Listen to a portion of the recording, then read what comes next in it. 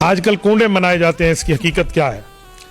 بہت اچھا آپ نے سوال کیا ہے۔ یہ رجب میں لوگ کنڈے کرتے ہیں، جو کرتے ہیں ان کو تو چھوڑو، میں آپ کو سمجھاتا ہوں جو آپ اور ہم سنی مسلمان لوگ ہیں، ہم اہل سنت والجماعت ہیں، جو ہم ہیں نا، ذرا ہم اپنے موقف کو سمجھیں کہ ہم اس کو کیا مانتے ہیں۔ بابا ہمارے مذہب میں کوئی کنڈوں کی رسم نہیں ہے، اور یہ رسم ہے، عبادت بھی نہیں ہے۔ اور یاد رکھو، کنڈا کسی عبادت کا نام نہیں ہے، نہ کنڈا عربی زبان کا لفظ ہے، نہ عربی کی عبادت ہے، نہ کنڈے کا ذکر قرآن میں ہے، نہ حضور کے فرمان میں ہے، نہ کسی صحابی کی تعلیم میں ہے، نہ کسی اہل بیت کے عمل میں، نہ چار ائمہ جو برحق ہے نہ انہوں نے کیا ہے، نہ کسی ولی نے کیا ہے، نہ کسی نبی کا حکم ہے۔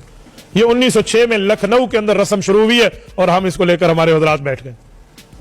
مجھ سے ایک خاتون نے فون پہ بات کی تو میں نے کہا آپ نہ کریں کنڈے۔ مجھے کہنے لگی کنڈے میں کوئی ہم پیشاب پکاتے ہیں، حلال چیز ہوتی ہے، آٹا ہوتا ہے، گھی ہوتا ہے، چینی ہوتی ہے۔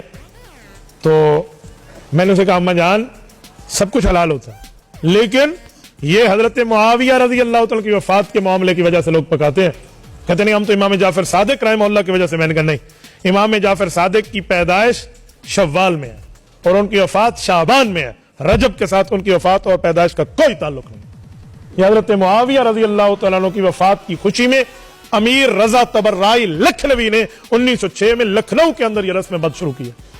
یہ اس کا کام ہے۔ اور کنڈا لفظ یہ پنجابی کا ہے، پنجابی میں کہتے ہیں اے تیرے تجارت دے کنڈے ہو جاویں، یہ بد دعا ہے کہ اللہ تیری تجارت کو غرق کر دے۔ تو یہ کنڈا آپ کس نام سے کر رہے ہیں؟